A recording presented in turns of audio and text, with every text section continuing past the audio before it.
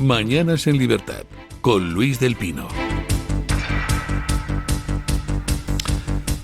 8 en punto de la mañana, 7 en punto en las Islas Canarias. Vamos con las noticias de las 8 con la ayuda de doña Carmen Carbonell. La UCO vuelve a la Diputación de Badajoz para buscar información del hermano de Pedro Sánchez. La Unidad Central Operativa de la Guardia Civil va a revisar de nuevo los mensajes de mail porque han detectado que falta información. Los peritos informáticos tendrán que hacer una nueva copia del correo electrónico de David Sánchez. Así lo ha ordenado la juez que investiga al hermano del presidente del Gobierno por presunta prevaricación, malversación y tráfico de influencias. Los agentes detectaron que faltaba parte de la información requerida al ente supramunicipal. La Guardia Civil va a tratar de averiguar ahora si esa información relevante que pide la magistrada se ha escamoteado intencionadamente o por el contrario se atribuye a errores informáticos. Por cierto que estas investigaciones sobre el hermano de Pedro Sánchez se unen a la información que publica hoy The Objective sobre el trato de favor que recibió en la Diputación de Badajoz, ya que permite desde el pasado año 2023 que David Sánchez tenga otro empleo. Y es que se le eliminó de repente la incompatibilidad al cambiarle de puesto de coordinador a jefe de oficina, facilitando que pudiera así obtener otros ingresos. Caramba, es que no ganamos para sustos. Ayer que se estropea el aire acondicionado en Plaza de Castilla y no sabemos si podrá declarar Begoña Gómez. Hoy en la Diputación de Badajoz que hay un fallo informático y entonces hay 2 años que faltan de los correos del hermano de Sánchez que ha pedido la jueza, con lo cual ha tenido que volver a mandar a la UCO. Jolín, es que los dioses están contra nosotros, ¿eh? Siempre hay alguna cosita y cuando está todo, pues falta una póliza y luego resulta que ya ha pasado tanto tiempo que prescribe y si no ha prescrito y hay condena, pues entonces entra Cándido Conde Pumpido, le exonera. Vamos, que no existe justicia en España y que el PSOE puede hacer lo que le dé la gana. Bueno, el PSOE también, alguno del PP, que no se crean ustedes que se reparte la justicia porque sí. Otros del PP no, otros del PP pringan. Esa es la diferencia con el PSOE. En el PSOE no pringa nadie. No one left behind. No se deja a nadie atrás. El PP sí, el PP deja a mucha gente atrás, a Camps, a Rita Barberá, a Loyola de Palacio, en fin. El PP no se preocupa mucho de defender a su gente. Es más, si de vez en cuando pueden echar a los leones a uno de los suyos, lo echan para que se cebe la opinión pública en ellos y así el resto dicen, no me ha tocado a mí. En el PSOE no, en el PSOE van directamente a por todas. Por ejemplo, pues perdiendo oportunamente 2 años de correos del hermano de Sánchez. Vamos a ver qué es lo que pasa con esos correos. Evidentemente, si la Diputación de Badajoz no los tiene, pues yo le sugiero a la señora jueza que se los pida a la operadora de telecomunicaciones, que tiene la obligación de mantener los correos durante unos determinado número de años por nuestra legislación, precisamente para poder hacer investigaciones, sobre todo las de carácter terrorista, pero no solo. Así que copia de los correos tiene que haber. ¿Por qué no nos dan esos correos? Pues hombre, por lo mismo que no nos dan explicaciones sobre el tema de Begoña Gómez. Porque que a lo mejor resulta que si nos ponemos a mirar en los correos, pues encontramos cosas que no debemos. Todo lo del hermano de Sánchez es muy peculiar. La financiación de óperas como si fuera, pues yo qué sé, Furtwängler, este tío. El hecho de que se le concedan sucesivas prebendas laborales, por ejemplo cambiándole de puesto para que sí pueda compatibilizar con otro trabajo, que además vive en Badajoz vive en Portugal para pagar menos a Hacienda. Además parece que se le permitía no ir por su despacho a pesar de cobrar de la Diputación de Badajoz. Es todo como muy rarito, ¿no? Y luego pues está el tema del incremento patrimonial, que seguimos esperando que alguien nos lo explique. Yo en particular quiero que me expliquen lo del piso de San Petersburgo, que me llama muchísimo la atención. Pero bueno, hoy la noticia no es el hermano, sino la mujer, Begoña Gómez, que acude a Plaza de Castilla. Les hablamos ahora del caso Begoña Gómez. Está previsto que a las 10 de la mañana acuda de nuevo a los juzgados de Plaza de Castilla para declarar. De nuevo, la mujer del presidente del gobierno va a acceder por el garaje con el correspondiente perímetro de seguridad que ya vimos la otra vez que acudió a los juzgados, momento en el que se pospuso su declaración a hoy. El abogado de Begoña Gómez sí que tendrá que entrar por la puerta principal. Parte de su estrategia de defensa se centra en que no declaren los dos vicerrectores de la Universidad Complutense. El equipo legal de la mujer de Pedro Sánchez sostiene que en la denuncia inicial de Manos Limpias no había referencia alguna a la universidad y, por tanto, piden que se anule la declaración de estos dos testigos clave. ¿Y por qué? ¿Por qué Begoña Gómez quiere evitar que declaren dos personas de la Complutense? ¿Dos vicerrectores, el actual y su predecesor? ¿Cuál es el problema? ¿No dice Pedro Sánchez que no hay ningún tipo de irregularidad y que todo es fango? Entonces, ¿qué problema hay porque el juez hable con esas personas de la Complutense? Si no hay ningún tipo de irregularidad, pues esas personas podrán aclararle al juez: mire, señoría, aquí no hay nada raro, aquí tiene usted la documentación y todo lo que se ha hecho es de acuerdo con los procedimientos y Begoña Gómez no ha hecho nada de nada. ¿No? ¿Don Pedro Sánchez? ¿No dice usted que no hay ninguna irregularidad? Bueno, pues entonces los vicerrectores de la Complutense lo corroborarán, ¿no? ¿Por qué no quiere el abogado de Begoña Gómez que declaren? Qué cosa tan peculiar, ¿no? ¿O es que podrían declarar algo que incrimine a Begoña Gómez? Porque está claro que cosas que potencialmente incriminen a Begoña Gómez y relacionadas con la Universidad Complutense, pues ya han salido a la luz. De hecho, es que la propia Universidad Complutense le ha dicho al juez que podría existir un delito de apropiación indebida. Vamos, que Begoña Gómez habría utilizado los recursos de la Complutense para sus actividades, para beneficiarse particularmente, cargando gastos a la Complutense que no le correspondían. Por cierto, hoy OK Diario trae un par de vídeos curiosos de la reunión de lo que debe de ser el Consejo de Gobierno, o el claustro, yo qué sé, de la Complutense, con un enfrentamiento bastante agrio entre el decano de la Facultad de Periodismo y el rector, que incluso llega a cortarle la palabra, a negarle el uso de la palabra al decano por meterse a cuestionar ciertas cosas relacionadas con Begoña Gómez. Parece que el ambiente está en la Complutense un poco tenso, y no es para menos, porque claro, mientras las cosas no saltan a la opinión pública, pues tú puedes hacer guarrerías. Puedes decir, bueno, pues aquí le doy una cátedra a no sé quién, y este no sé quién utiliza la cátedra y recursos de la universidad para sus trapicheos personales, y yo hago como que me hago el loco. Pero en el momento en que las cosas saltan a la opinión pública, y por ejemplo, se ve que Begoña Gómez está aprovechándose de un software que ha pagado la Complutense, dice en la Complutense, cuidadín, porque ahora que se sabe, si nosotros no hemos dicho nada y seguimos sin decirlo, resulta que nos pueden imputar a nosotros cooperación en el delito de apropiación indebida, que nos pueden hacer responsables a nosotros de que la Complutense haya estado dejando que alguien use recursos de la Complutense en beneficio propio. Con lo cual, la Complutense pues ha tenido que salir al paso y decir, pues sí, parece que puede haber apropiación indebida, pero no lo podemos saber porque le hemos dicho a Begoña Gómez que nos mande la documentación, pero no nos la manda, así que investigue usted, señoría. A ver, Pedro Sánchez, ¿tu mujer usó recursos de la Complutense para sus trapicheos en su cátedra? ¿Sí o no? ¿Se aprovechó de los recursos de la Complutense? ¿Sí o no?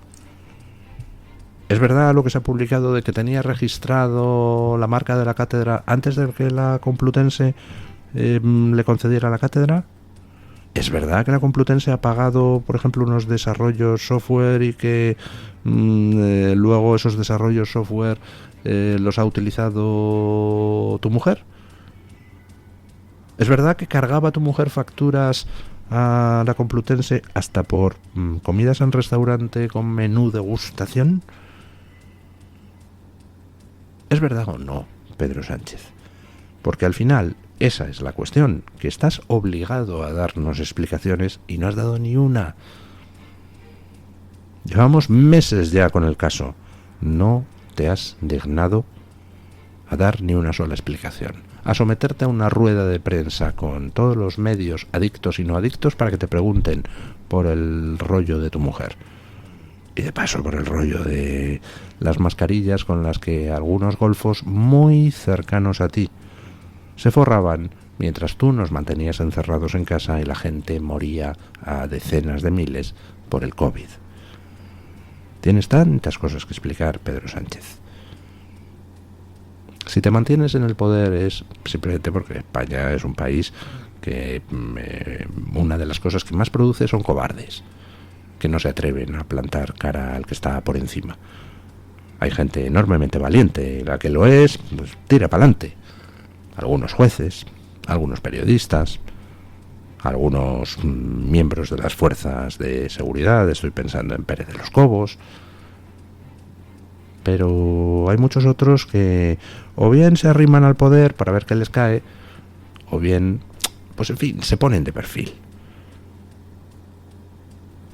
Y es por eso, por lo que gente como tú, Pedro Sánchez, se mantiene en el poder, a pesar de que se tenía que haber ido hace mucho tiempo, por presuntamente haber montado una trama asquerosa de corrupción a tu alrededor, por no presuntamente, sino certificadamente haber pactado con todos los enemigos de España, por haber colonizado las instituciones, por haberte saltado la separación de poderes y por tanto puesto en riesgo la estructura del Estado democrático.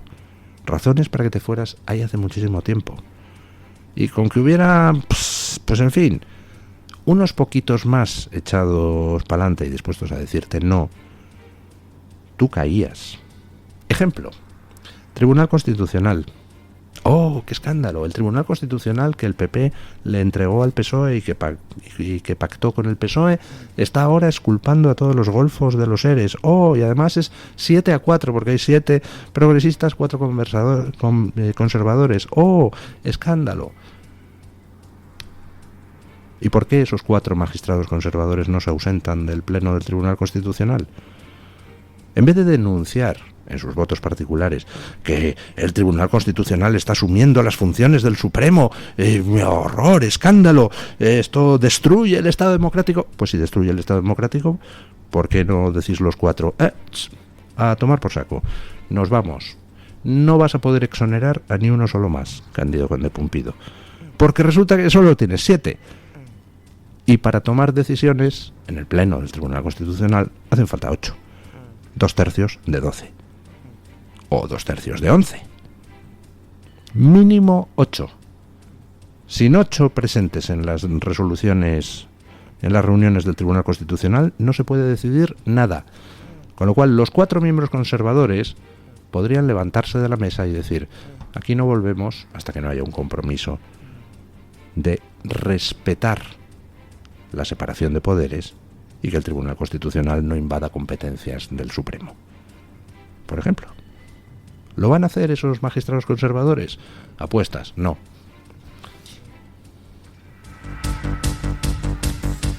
La presidenta de la Comisión Europea, Ursula von der Leyen, ha sido reelegida en el Pleno del Parlamento Europeo. La mandataria alemana, que lleva en ese cargo desde su nombramiento en diciembre de 2019, finalmente ha logrado los apoyos necesarios de la Cámara para mantener su escaño por 5 años más. El jefe de la delegación de Vox en el Parlamento Europeo, Jorge Buxadé, quiso resaltar que la reelección de von der Leyen había sido posible gracias a los votos de populares, de socialistas y de los verdes. Hoy es un día triste para Europa, un día muy triste para los españoles, la reelección de Ursula von der Leyen. Creo que Vox ha sido la única delegación española que desde hace meses ha dicho que iba a votar en contra de von der Leyen. Las declaraciones de von der Leyen, además, su discurso ha sido una auténtica declaración de guerra a los europeos. Es un día tremendo para la democracia, para la soberanía, para la seguridad y la prosperidad. Von der Leyen ha logrado el voto a favor de 401 diputados, una cifra superior a la prevista, ya que esta misma semana se sumó el apoyo de los verdes al de los populares y socialistas, con lo que supera más de la mitad del Europarlamento, que está fijado en 361 diputados. Bueno, pues mal día para Europa. Pero bueno, la batalla no ha hecho sino comenzar. Y hay al menos 319 diputados de los 720 que componen el Parlamento Europeo que no han votado a von der Leyen. Entre ellos muchos diputados que no lo han hecho, diputados pertenecientes al grupo de Meloni, al grupo de Orbán y Abascal, al grupo a la derecha de ese, que se oponen frontalmente a los intentos de socialistas, populares, liberales y verdes de seguir imponiendo la agenda de la ruina a Europa. Porque eso es lo que representa von der Leyen. Ya ha anunciado en su discurso de presentación de candidatura que iba a continuar con la Agenda 2030 y el Pacto Verde y la Ley de Restauración de la Naturaleza, y que ahora se va a sacar además otra ley para obligar a las empresas industriales a aplicar toda una serie de restricciones supuestamente por la crisis climática. Mientras tanto, China aumentando sus emisiones a toda velocidad, aumentando su capacidad industrial a toda velocidad, y Europa empobreciéndose. Von der Leyen provocando la ruina de sectores productivos completos. En eso es en lo que están socialistas europeos, populares europeos, liberales europeos y verdes europeos, con von der Leyen a la cabeza. Bueno, pues a todo eso hay partidos que se oponen aquí en España y en Europa a esas pretensiones de destruir Europa. Von der Leyen va a intentar seguir adelante. Bueno, vamos a ver qué se puede hacer para tratar de entorpecer lo máximo posible ese camino hacia el abismo, ¿no?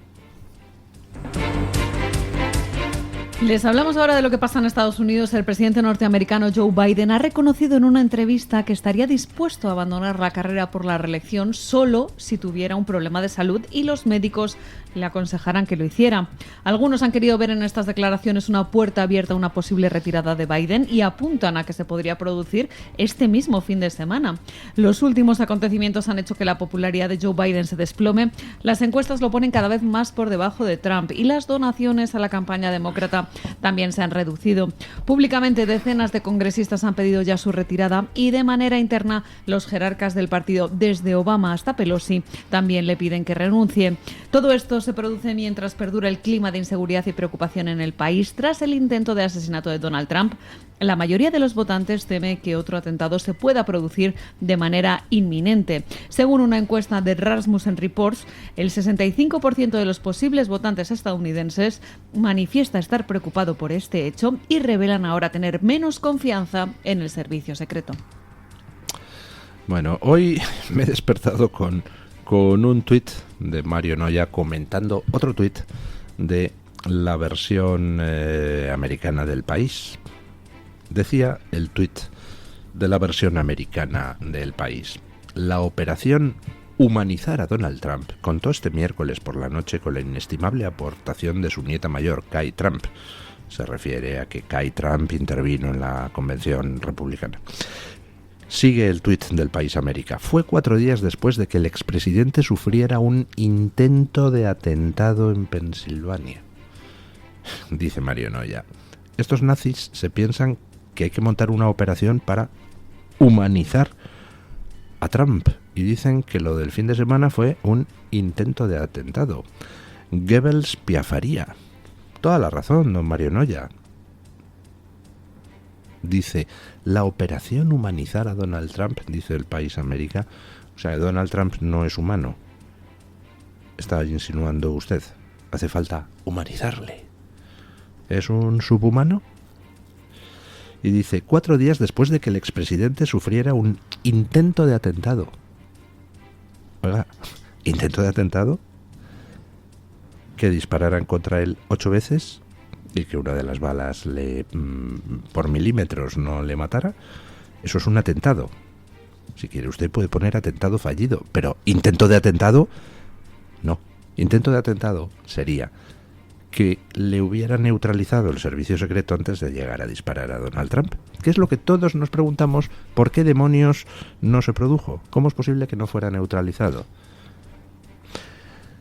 2/3 de los americanos, según la encuesta de Rasmussen Reports, temen que pueda volver a atentarse contra la vida de Donald Trump. 2/3. Eso quiere decir que hay una proporción significativa de votantes demócratas y de votantes independientes que también temen que pueda volver a producirse un intento de atentado contra Donald Trump. La cosa en Estados Unidos pues se está poniendo desde el punto de vista electoral muy negra para los demócratas. Por ponerles un ejemplo, me parece que es Carolina del Norte, no me hagan caso, a lo mejor estoy confundiendo el estado, pero creo que no. Creo que es Carolina del Norte, ese estado donde donde los republicanos no han ganado en los últimos 20 años. En las elecciones de 2020, Biden le sacó 10 puntos a Trump. Bueno, pues antes del atentado las encuestas estaban igualadas para Trump y Biden. Es decir, esa ventaja de 10 puntos de los demócratas ya se había esfumado. Pero es que ahora, después del atentado, Trump está 2 puntos por encima de Biden. Eso en ese estado donde no han ganado en 20 años los republicanos. Imaginen otros estados. Con lo cual, pues está cundiendo el nerviosismo en las filas del Partido Demócrata, porque el asesinato fallido de Trump ha impulsado a Trump y Biden pues cada vez da más muestras de que no está en condiciones de dirigir el país. De hecho, incluso cuando comenta el tema, Biden demuestra que no está en condiciones de dirigir el país, porque va Biden y dice, no, yo solo me retiraría como candidato si un médico me dice que no estoy en condiciones de ser candidato. Un momento, chavalote. Un médico te dice que no estás en condiciones de ser candidato y te retirarías como candidato. ¿Y entonces? ¿Y como presidente? ¿Seguirías hasta enero? Es decir, un médico te dice que no estás en condiciones mentales para ser candidato, pero estás en condiciones mentales para manejar el maletín nuclear y manejar los asuntos del país. Hombre, si un médico te dice que no estás en condiciones de ser candidato, lo primero que tienes que hacer es dimitir como presidente de gobierno, como presidente de los Estados Unidos de América. Porque evidentemente menos estarás en condiciones de seguir siendo presidente de los Estados Unidos. A este hombre ya se le ha ido la olla completamente. Y se complica mucho el tema para los demócratas, porque empieza a haber voces dentro del Partido Demócrata que dicen que este hombre tiene que quitarse ya. Ya les he comentado a ustedes cuál era el plan inicial. Aguantar hasta el 22 de agosto, que se cierra la Convención Nacional Demócrata, nominar a Biden y después que Biden dijera, bueno, realmente no me siento con fuerzas. Y entonces se puede nombrar a dedo a otro candidato por parte de la cúpula demócrata sin que intervengan las bases. Pero amigo, dentro del Partido Demócrata están empezando a surgir las voces diciendo, oye, que no, que esto es un suicidio y que aparte pues también tendremos algo que decir los demócratas, no solamente la cúpula. Entonces se le está exigiendo cada vez por parte de más voces a Biden que abandone. Incluso pues hay rumores de que podría hacerlo este mismo fin de semana, pero claro, se plantea un follón de 3 pares de narices, porque entonces se supone que una de las mejores situadas es Kamala Harris, pero entonces hay otros candidatos que suenan, como el gobernador de California o como la propia Michelle Obama, que dicen que ellos no van de comparsa de Harris a ninguna parte. Por tanto, se va a abrir, si Biden dimite antes del 22 de agosto, una batalla por la sucesión en la propia convención demócrata. Por cierto, yo no sé cómo estarán los aspectos legales del asunto, pero dentro de las normas de elección de compromisarios para las convenciones republicana y demócrata hay muchas formas. Por ejemplo, hay estados que eligen a compromisarios con voto mandatorio, con voto obligatorio. A usted le elegimos para que vote a tal candidato, a Biden o a Trump, y no pueden cambiar de opinión. esos que tienen el mandato para votar a Biden como candidato, ¿qué hacen si Biden se retira? No sé, se va a plantear un follón en la convención demócrata si Biden dimite antes del 22 de agosto, que sería lo más democrático. Y vamos a ver qué es lo que sucede. Desde luego, cada vez está más difícil que aguante hasta después de la Convención Nacional Demócrata. Vamos con Williams Perdomo, redactor de Voz Media, para que nos diga qué trae hoy Voz Media en portada. Buenos días, don Williams. Buenos días, don Luis. Gusto en saludarle. Le comento que el día de hoy en nuestro portal encontrarán que el cerco se sigue cerrando alrededor de Joe Biden. Voces destacadas del Partido Demócrata insinúan, piden o reclaman al presidente que abandone la carrera para la reelección. Lo hacen cada vez con más apertura y frecuencia. La postura del expresidente Barack Obama, sin embargo, puede ocupar un lugar especial. Si primero salió en defensa de su otrora vicepresidente, asegurando que su desastroso desempeño en el debate con Donald Trump había sido solo una mala noche, un nuevo reporte de The Washington Post reveló que ahora el exmandatario dice a sus allegados que cree que Biden debe considerar seriamente la viabilidad de su candidatura. Y para una gran mayoría de los votantes del Partido Demócrata, quien debería aparecer en las boletas en caso de que Biden se retire es Kamala Harris. De acuerdo a una encuesta de The Economist, el 79% del electorado demócrata elige a la vicepresidente como reemplazo de Biden, lo que derivaría en el ascenso de una corriente más extremista dentro del Partido Demócrata. Y finalmente contarle que la administración Biden condonó la deuda estudiantil valorada en $1.200 millones a otros 35,000 prestatarios. Con esta nueva tanda ya son casi 5 millones de personas las que se han beneficiado de la medida. Estas y otras noticias las pueden ampliar en nuestro portal y en nuestras distintas plataformas digitales. Muchas gracias, don Williams. Vamos con el tiempo con doña Carmen Carbonell. El tiempo en Radio Libertad. Les contamos que sí, activa la alerta por altas temperaturas. El calor típico de estas fechas alcanza su pico con 44 grados en el Valle del Guadalquivir. El sábado el calor extremo se va a trasladar al litoral interior mediterráneo, desde Málaga hasta Valencia.